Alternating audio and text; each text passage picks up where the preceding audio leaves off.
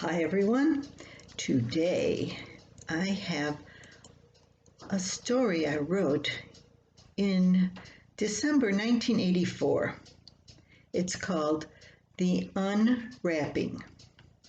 For months I had been on Rachel's case for picking at the kitchen wallpaper.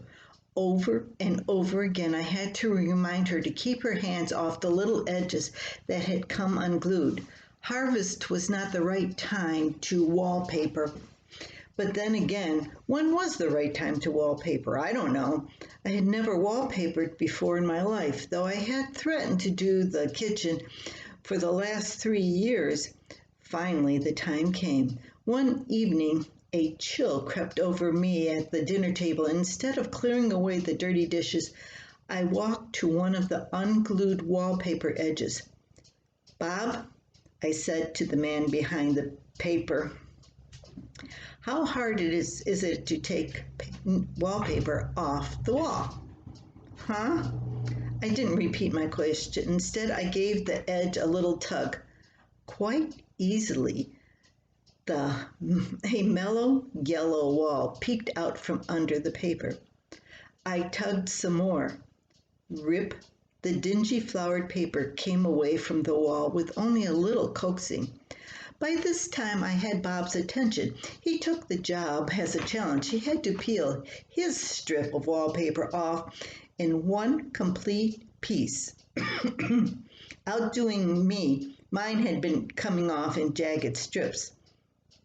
The unwallpapering of the kitchen was so easy and so much fun, we had to share it with our demolition crew. I called the kids. It was a sight to behold. Bob and I stood back. Imagine it was Christmas morning and our kitchen was a huge, finely wrapped package filled with toys, and then imagine 4 excited kids wanting the toys inside right now. That's how our demolition crew attacked the wallpaper. Pop and I just watched. There wasn't room for slow workers in that room anymore. The 2 short kids stripped the paper from the floor up. The 2 taller ones took over at about the 3-foot level to the ceiling.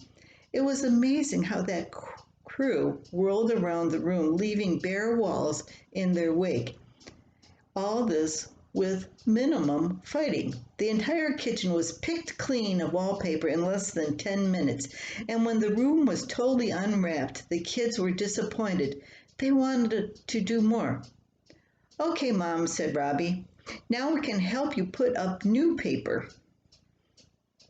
I considered that offer and instantly said, "No way. There are times when help's not needed, or wanted, or appreciated." And even though I had never papered before, I somehow knew that job was meant for a 2-person, husband-wife team, not one child in the room. Wallpapering the kitchen at midnight was the closest we could come to working with only a 2-person crew.